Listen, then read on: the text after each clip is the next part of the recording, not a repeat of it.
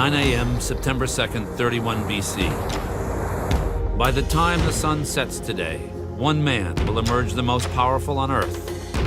His enemy, his rival, will be condemned to lose both his soulmate and his life. The plans were laid here that determined the course of the Western world. Thrust ahead by a forest of oars, thousands of men hurtle forward to meet their destiny. Thousands of men and one legendary woman, Cleopatra. Her fate is bound forever to what will happen here off the shores of Greece in the next few dangerous hours. It's a hard-fought, bitter struggle for absolute power and supremacy in Rome. And one man and one woman would win. No order!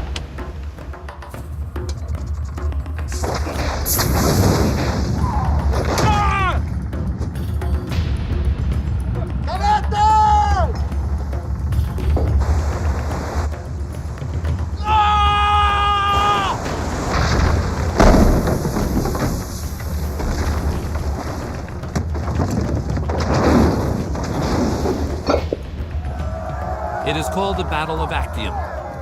Ancient historical accounts detail a gigantic naval engagement that involves the lives of some 250,000 men.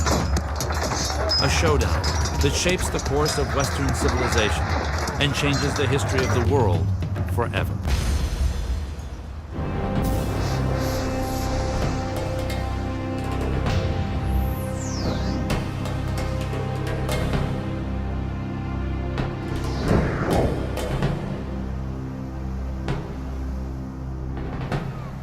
The Battle of Actium.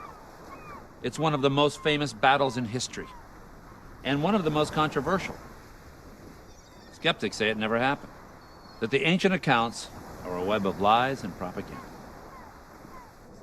Now, after over 2,000 years, one man is obsessed with separating out history's hard truth from beneath the smokescreen of centuries.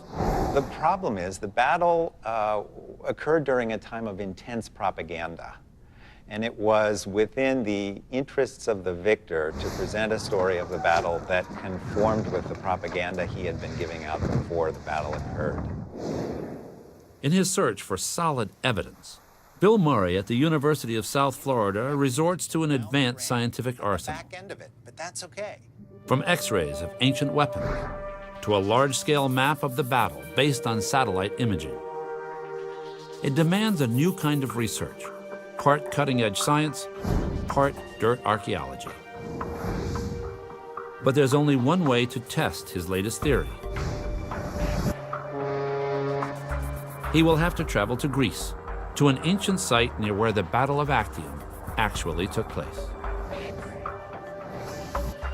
We hope to gain an understanding of an important event, and I hope to do it based upon verifiable, observable facts. In the end, it's this gigantic puzzle that is a lot of fun to put together. Bill Murray believes the truth about Actium is embedded here, in this forgotten Roman monument built near the site of the battle. He is convinced that this stone facade holds the key to understanding the climactic struggle for control of the ancient world. I came to the monument in 1978 for the first time, and when I looked at it, I knew that something special was there. It's just a pile of rocks, but it tells us so much. In recent years, Dr. Konstantinos Zakos of the Greek Archaeological Service has directed a full-scale excavation of the site, uncovering thousands of fragments from the monument. He has invited Bill Murray to view his discoveries, convinced they reveal new insights into the battle. We discovered more than 7,000 fragments, and still the excavation is in process. For 2,000 years, the artifacts have been concealed from view, the details of the battle shrouded in controversy. But all sides agree on one thing. It began in Rome with a cold-blooded murder. The murder victim, Julius Caesar, ruler of the Roman world, the most powerful man on earth. Too powerful, many say. The elite in Rome fear he will become a despot. that he will set himself up as a god. But Julius Caesar is all too mortal.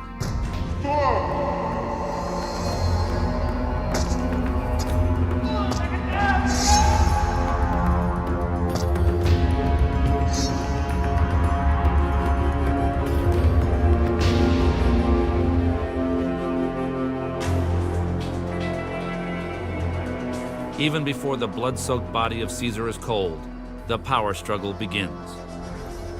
A favorite is Mark Antony, Caesar's most trusted general, a national hero, a ladies' man, a hard-drinking soldier. Mark Antony was ruggedly handsome.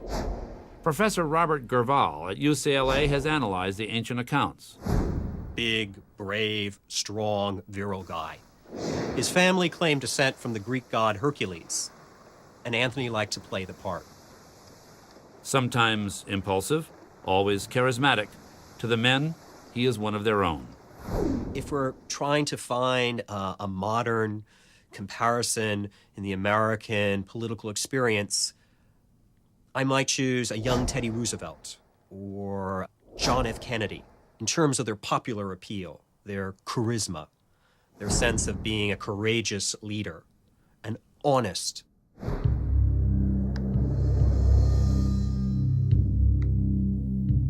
Antony's competition is the adopted son of Caesar, Octavian, a pampered 20-year-old. Unlike Antony, he's no hero. He suffers from a nervous stomach, but he's a master of mind games.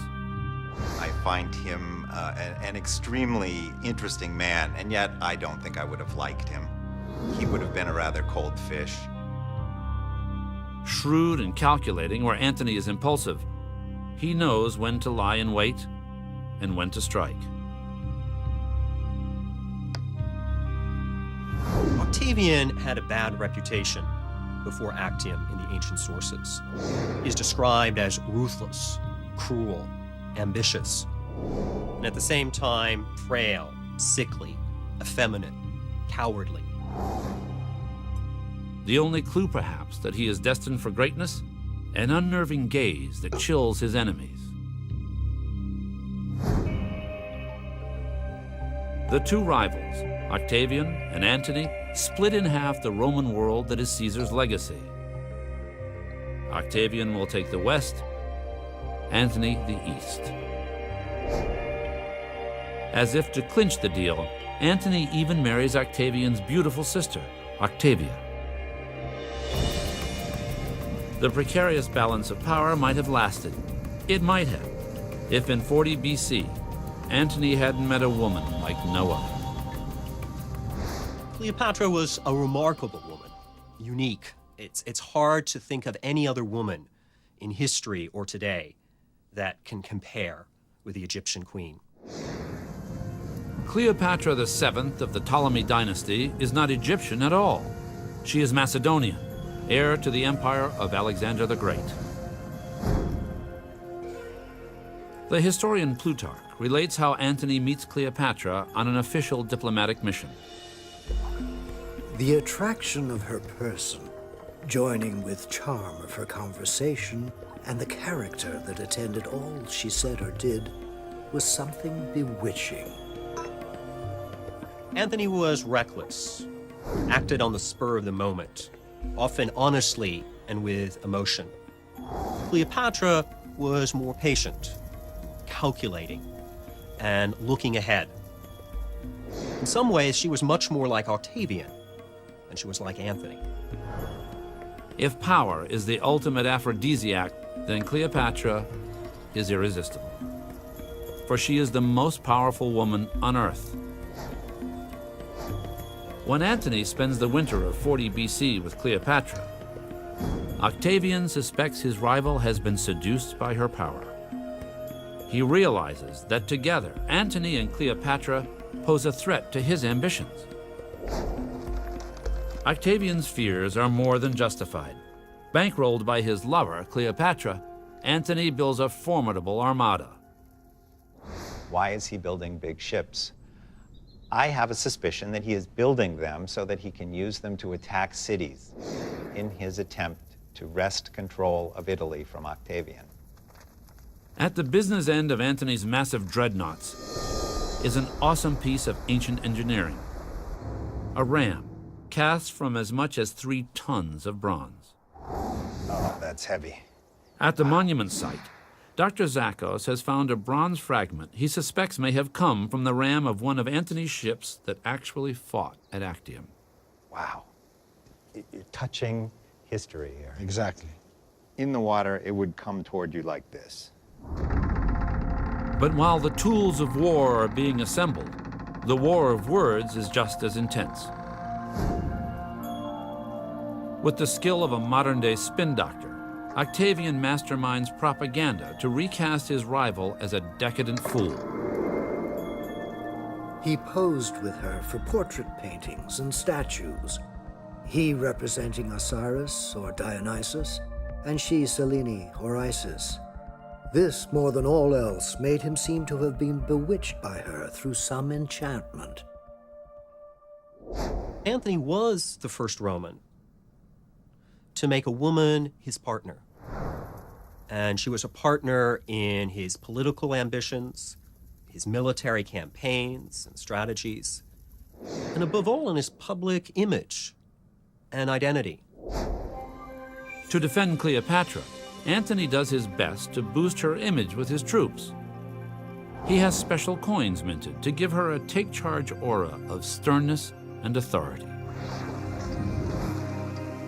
The goal of Antony's PR blitz is to inspire the grunts in the warships, who will risk their lives for a woman. 32 BC, Antony and Octavian are on a collision course. Cleopatra pressures Antony to divorce his wife Octavia, sister of Octavian. What was the critical factor was Antony's stubborn refusal to give up and leave Cleopatra. Soon, Octavian strikes back. He arrives at the Senate with a bombshell, what he claims is Antony's will. He wanted to be buried in Egypt beside Cleopatra. This was giving up his Roman identity. By reading the will, Octavian has turned Cleopatra into the woman Rome loves to hate. She is declared an enemy of the state. And so in the summer of 31 BC, a potent mixture of lust and lust for power has brought them here. At the Straits of Actium on the western coast of Greece, 2 titanic forces are coiled to strike. Murray is convinced that at the monument, clues to the real battle have been staring experts in the face for decades. Not the archaeological donut, but the hole instead. What Murray found was indeed a systematic pattern of large, oddly shaped holes. I saw these nose-shaped cuttings, and I thought, there we are. That's the front of an ancient warship. If I'm right, it's cool. Murray realizes these empty sockets once held Octavian's most prized trophies of the Actium battle. Bronze rams, the business ends of Antony and Cleopatra's warships. This is a monster. It ought not be here. Murray began to wonder if this monument was nothing less than an ancient trophy rack. But while Murray's theory was sound, it lacked one essential element, an actual ram from ancient times. I knew it was important, and yet we didn't yet have a warship ram, so that I could understand how the ship and the bow timbers and the ram all worked. I couldn't understand yet. Only if a ram were found would Murray be able to discover the meaning of the monument and verify with hard evidence what really happened at Actium. So what we're trying to do here is something called today experimental archaeology. We are taking the evidence that exists at this monument and we are trying to massage it as much as we can. Ancient chronicles record that by September 1st, 31 BC, Antony's forces are bottled up in a narrow gulf. Blockading them, Octavian has cut off Antony's supply routes. His goal? To starve Antony into submission. Then, one night, From his vantage point high on a hill, Octavian sees a strange glow in the sky. Antony's fleet is so undermanned, he has taken desperate steps to keep his assets from falling into enemy hands. Antony is burning some of his own ships. But how many of Antony's ships survive? And what will happen when his remaining forces face off against Octavian's mighty fleet? September 2nd, 31 BC. The stage is set for a battle that has tantalized historians for centuries.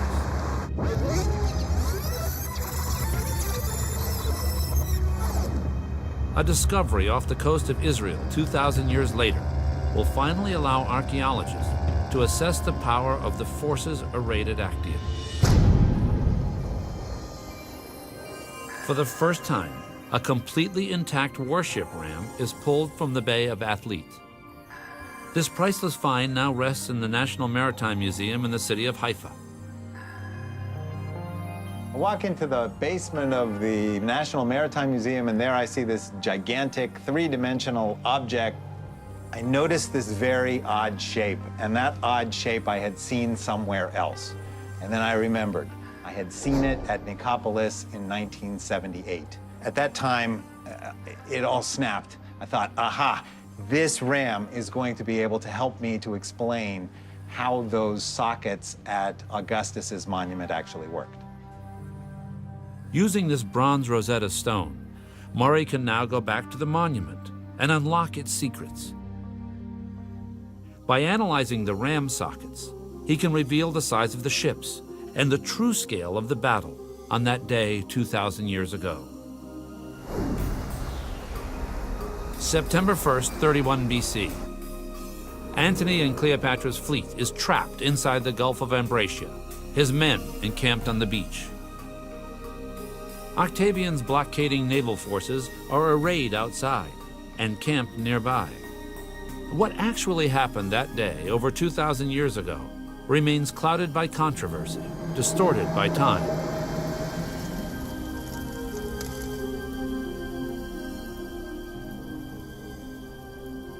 The night before the battle, 140,000 of Antony and Cleopatra's men tough it out in their camp in a mosquito-infested marsh.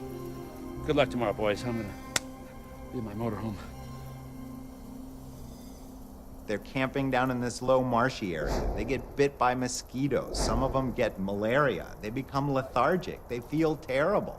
All the while, they feel that somehow having this Cleopatra woman around is a bad idea.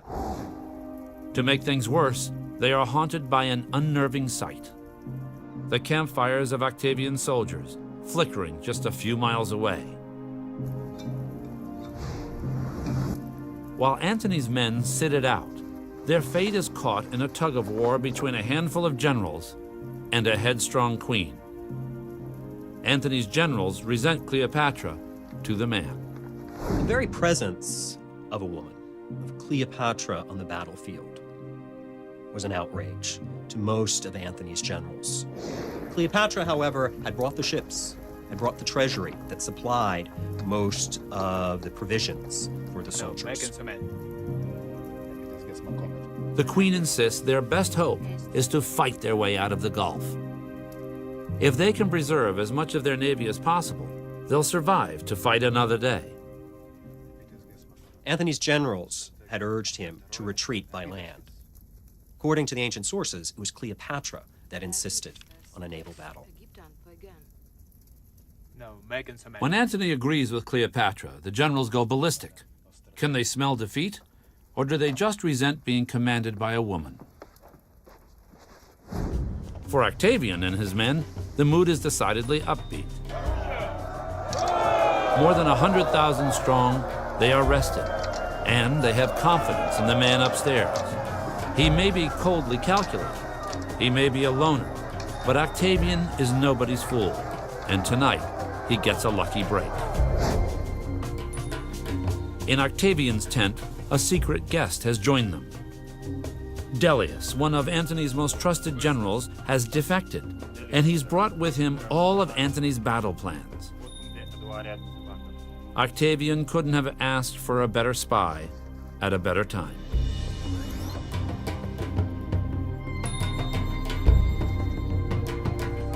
Fortified by an unexpected windfall of intelligence, Octavian personally assigns each of his generals his own mission in tomorrow's battle. With the information from the athlete ram in Israel, Bill Murray has his own intelligence windfall. It will allow him to calculate the size of Antony's ships by measuring the ram sockets in the monument. I think what they did was they brought the ram up and sat it right in front of the wall. And then the stonemasons measured the back of the ram. They took its width and they transferred it to the wall. And then they cut in from the front using chisels. And you can see the chisel marks here. It's like...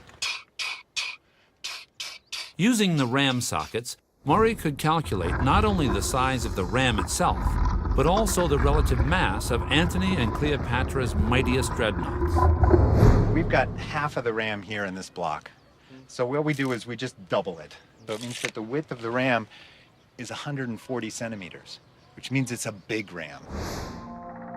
Just as exciting was the possibility that by calculating the size of Antony and Cleopatra's ships, the caliber of the Roman fleet that faced them could finally be estimated. The dimensions he arrives at are awesome. He suspects that the largest ships were rowed by over 600 men, ships as long as a Boeing 767 and twice as wide. Dawn, September 2nd, 31 BC. Like enormous predators, Octavian's warships stir to life.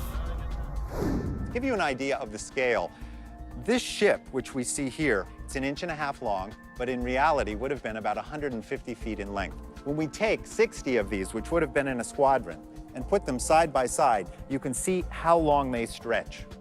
It gives you a real appreciation for the problems that would have faced the commanders on the morning of September 2nd.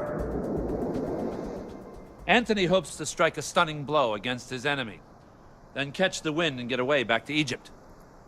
But his plan hinges on making it past the island of Lefkos before the wind dies. If this is the end of the island that he has to get around, the problem for Antony and Cleopatra is this. They have to advance their ships from the entrance to the Gulf, which is here, out far enough toward the west so that when the sea breeze is blowing fully and they can raise their sails and turn southward, they miss the mass of the island of Lefkos that we see in the distance. Over there. Antony's men start to row out of the Gulf towards Octavian's fleet. Arrayed in a semicircle, Octavian's forces cannot be avoided. One way or another, a battle is inevitable. Which side gains the advantage first rests firmly on the backs of 100,000 oarsmen. Who are these men? Forget the Hollywood movies. They aren't slaves shackled to their benches. They are free men. Treated as expert labor, they are paid well above the minimum wage, and soon they'll be worth every penny. Bill Murray explains to students in Athens the political muscle of the oarsmen at Actium. Where you guys are sitting. They were the ones who voted in the assembly. They were the ones who decided what foreign policy there would be. And I mean, the rowers were the folks who called the shots in Athens. All right, here we go. Down, up, back. Murray shows students who are more used to jet skis what it takes to pull their own weight on the big ships. Down, up, back. Okay, you've gone 50 feet. Thousands would serve on triremes, ancient warships used by both sides. But to this day, not a single one from the period has ever been discovered. Built according to ancient specifications, the next best thing was launched on the Mediterranean in 1993. To experts like Murray, it's a shrine to the past. Walking its decks and sitting below provides him an extraordinary opportunity to see and feel what it was like for the men to row into battle at Actium.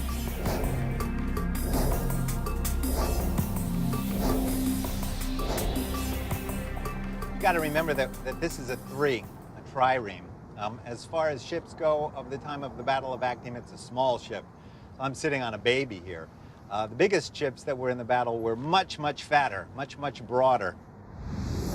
The vessel's not going to be as fast, and it's not going to be as maneuverable, but boy, is it going to be heavy.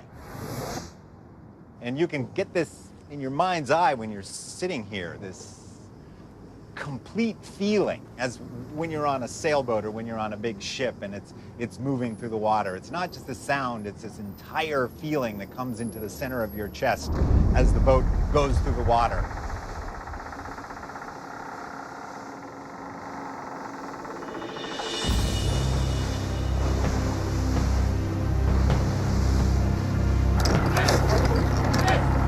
As Antony and Cleopatra's naval forces move forward, something unforeseen happens. Octavian's forces back off. Even though his men are hungry and tired, Antony has no choice but to push them hard and press his pursuit.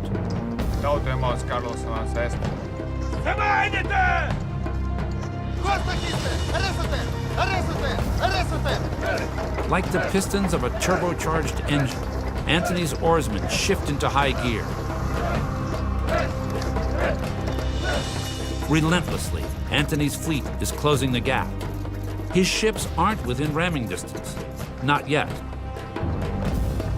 But both sides are close enough to bring out the big guns of ancient warfare. Its name in Greek means through the shield.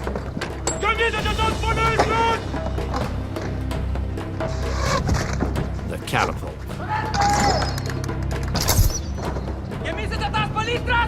Accessorize the arrow with a metal ring and some rags, and they're even deadlier. Bill Murray believes that at Actium, another even more formidable kind of catapult was used to rain death from above. These are tons and tons of stones that served as ancient artillery. This ball here that probably weighs about 12, 15 pounds came from a machine that would have weighed as much as 2 or 3 Cadillacs.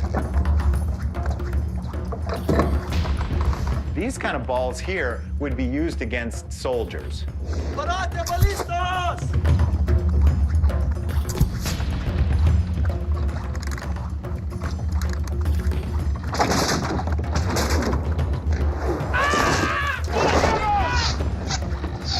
The worst damage this heavy artillery could inflict was psychological.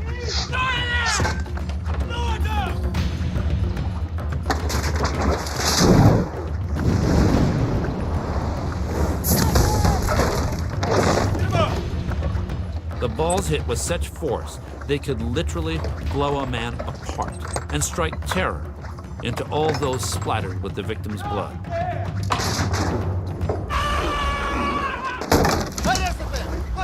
Ancient accounts say the initial damage reports on both sides indicate the catapults have no decisive effect. Distance, 100 yards, and closing. Now it all comes down to the ultimate weapon of ancient times, the ram, to attack Octavian's ships. But Octavian is too shrewd to allow that to happen. Antony's rowers are starting to tire. Will they catch up with Octavian's ships in time to destroy his fleet? Or will they be wiped out by Octavian's forces?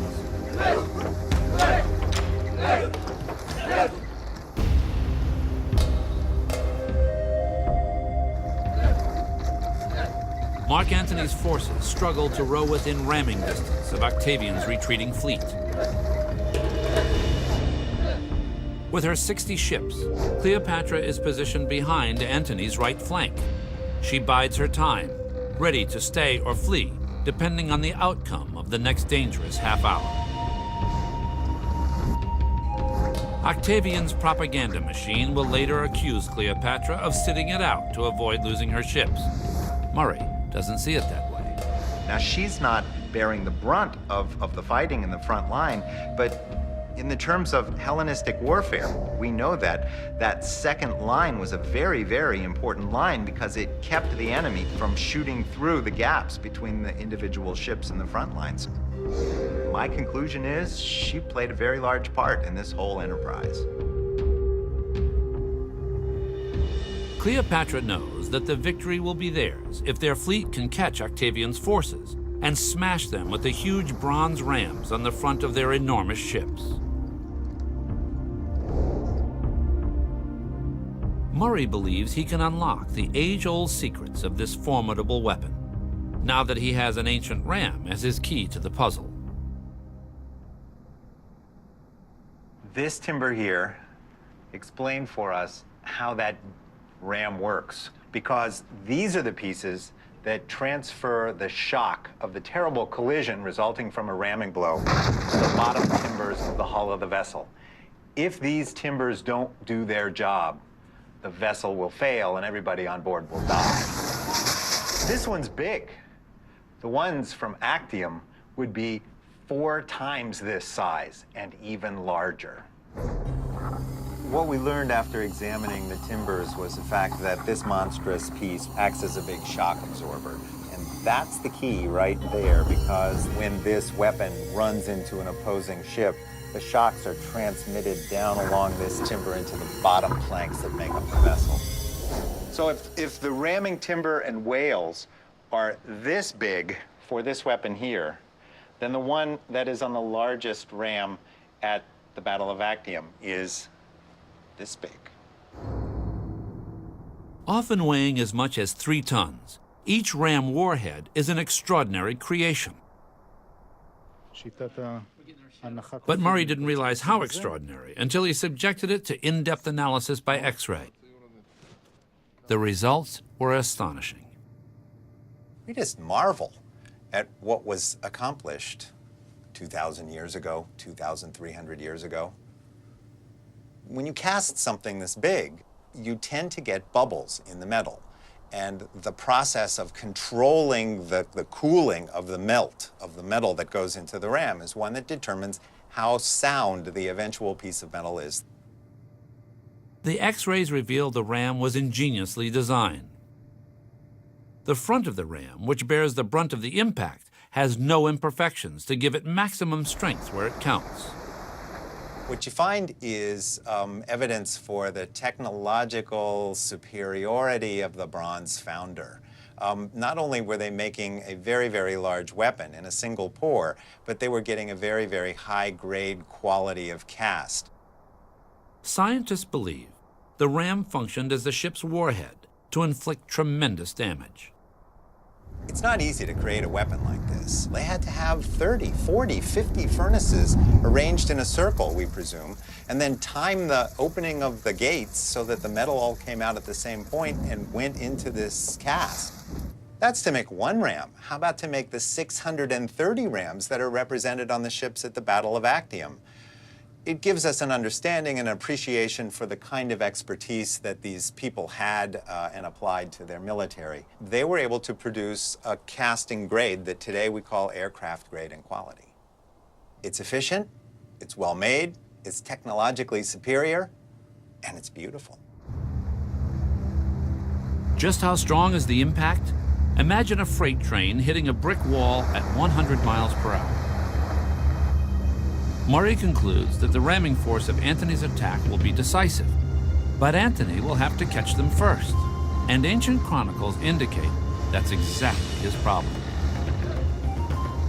2 p.m. Antony's men have had to row for almost 2 hours just to make contact with the enemy. Now, Antony's fleet has finally caught up with him, but his starving, depleted crews are tiring fast. It is hot down here. Hundreds of bodies close together. You're sweating it. You're rowing 35 strokes a minute. And what comes out of your lungs is more hot, moist air. But you can only row at peak efficiency for a short period of time before you start to dehydrate. Pretty soon, you start to lose it. Antony and Cleopatra's rowers are near exhaustion. And perhaps only now, when it is too late, do they realize that Octavian has patiently waited for this moment to hit them with everything he's got.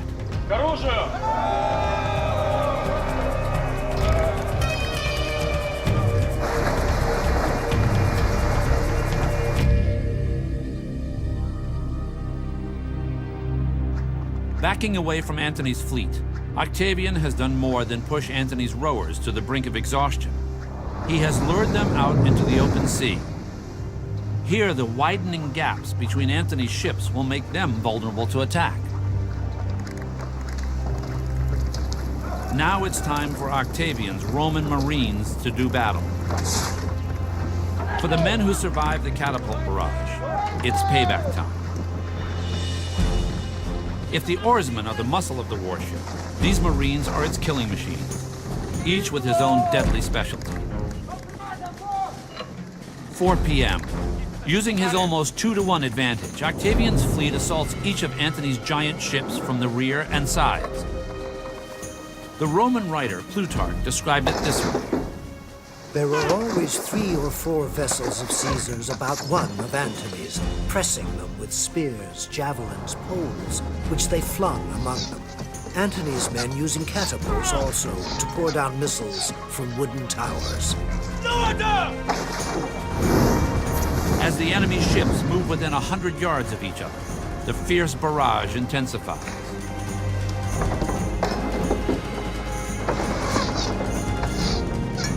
The idea is you want to cause as much fear and panic among the enemy as possible. So you want to shoot the guys on the deck.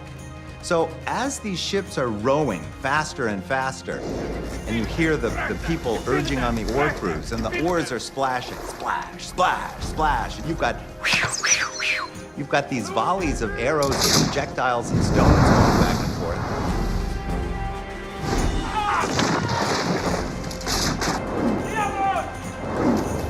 Octavian would never dare face one of Antony's massive rams head-on.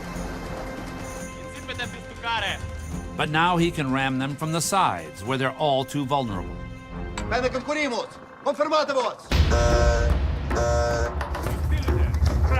Octavian's rowers accelerate to ramming speed.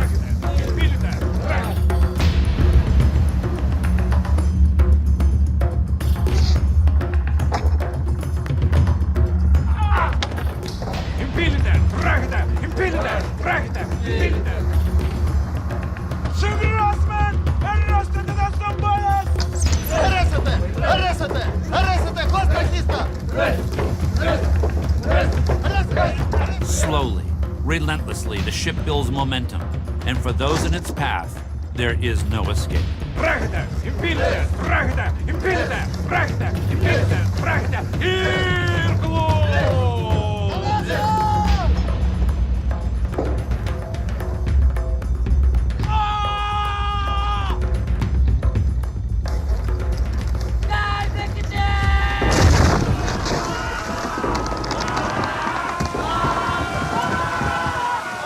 Things buckle, things crack, there's sounds, people are screaming. And then they back up again, and then these guys who are throwing sling bullets and shooting arrows are lobbing things at one another at hundreds of miles an hour. Now, Octavian orders his men to ready their grappling hooks. They climb aboard, like a siege force, reaching the walls of a fortress.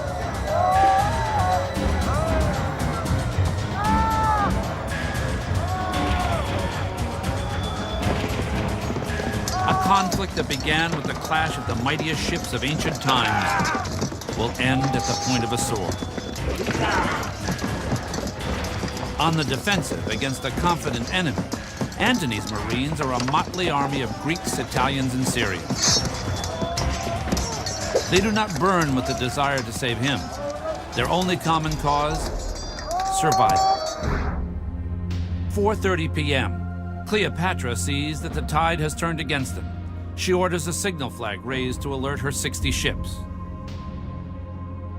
To add to her disgrace, her only way out is to sail right through the gap in the center of Antony's line. The ancient sources and Octavian's propaganda claim it was feminine impatience and cowardice that prompted the queen. when the moment of battle was still undecided, to flee like a woman. But actually, this was probably what Antony had, in fact, devised as a strategy. That when the battle was engaged and the ships in conflict, Cleopatra, with her ships, with her treasury, would find the opening and would break free. As Octavian's troops battled their way aboard some ships, they set others ablaze.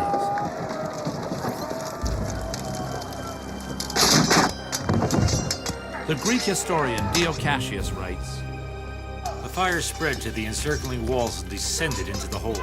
Some, and particularly the sailors, perished by the smoke before the flames so much as approached them, while others were roasted in the midst of it, as though in ovens.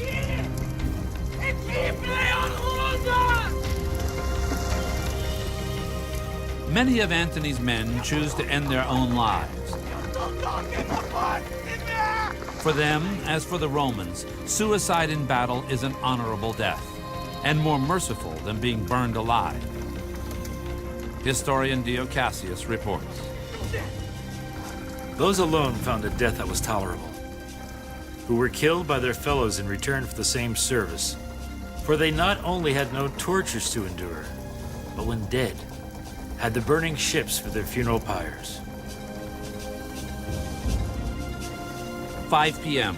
Seeing that his forces are overwhelmed, Antony boards a smaller ship to escape. Some of Antony's burning fleet sink, their rams lost with them. But the Romans bring many more damaged ships back to shore. Murray believes that, as was the Roman custom, Octavian would have offered 10% of his captured ships to the god. Because there are 36 ram sockets, he has concluded that the total number of ships captured from Antony during the summer-long war was at least 360. And over a third, Murray believes, Octavian won in this sea battle. Surprisingly, these numbers are in fundamental agreement with long-disputed ancient accounts.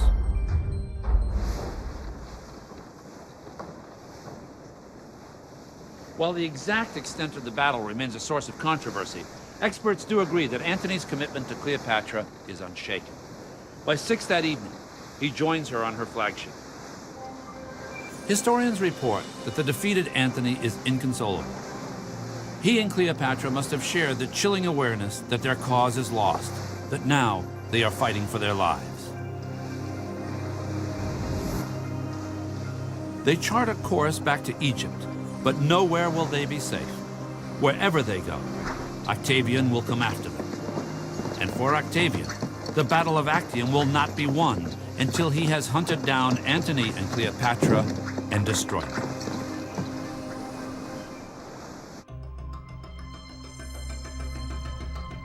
For a year after his victory at Actium, Octavian has marched across Africa and Asia, strengthening his grip over the eastern end of the empire.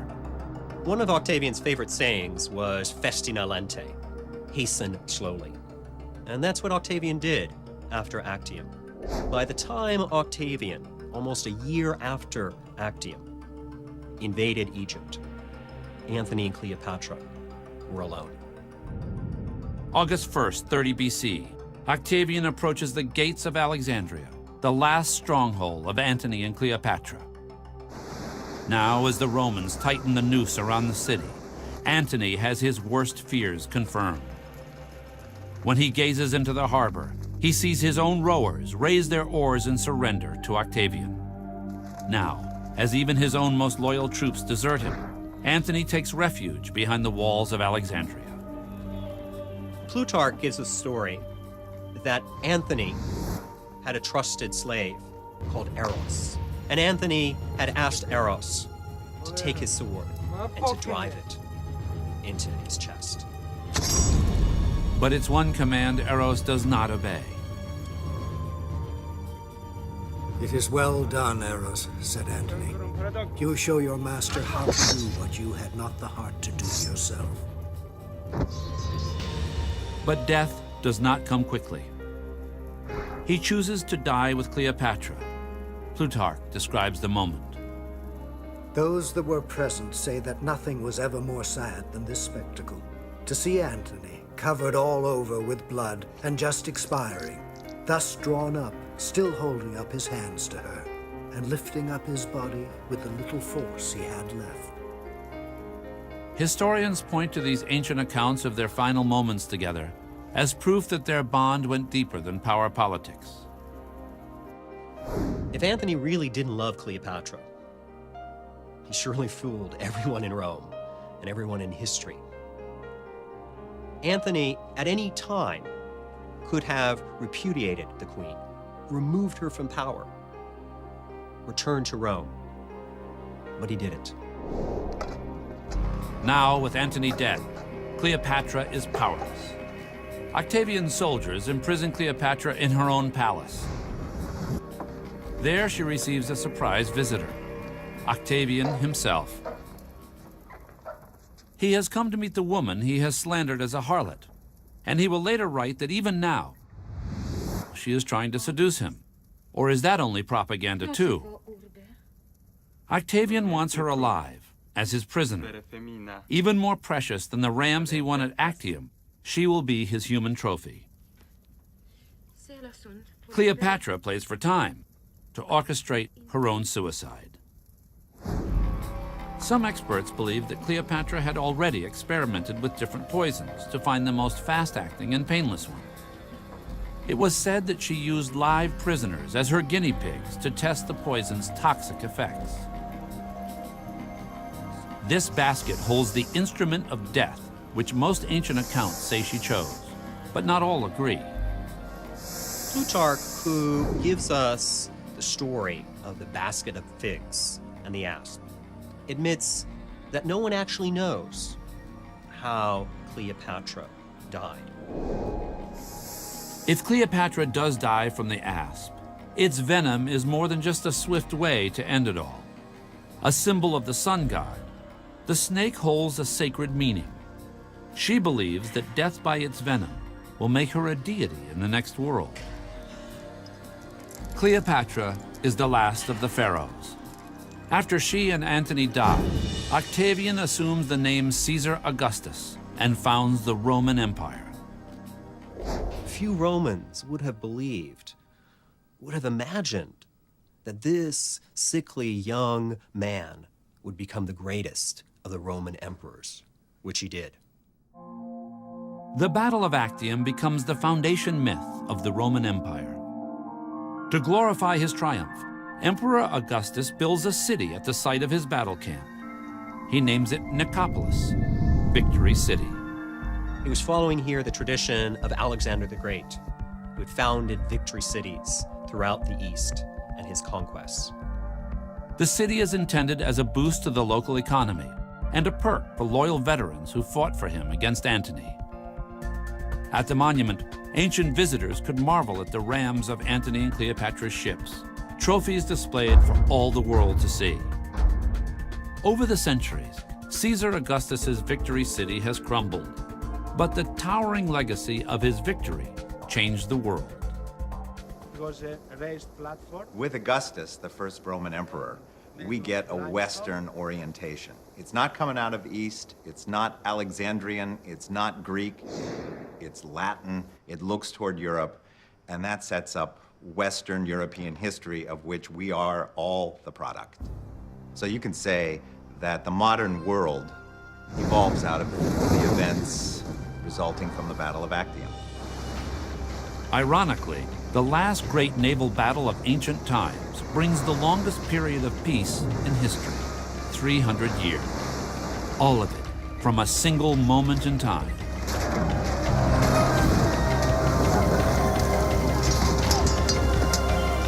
Antony and Cleopatra and Octavian locked in the battle that changed history forever.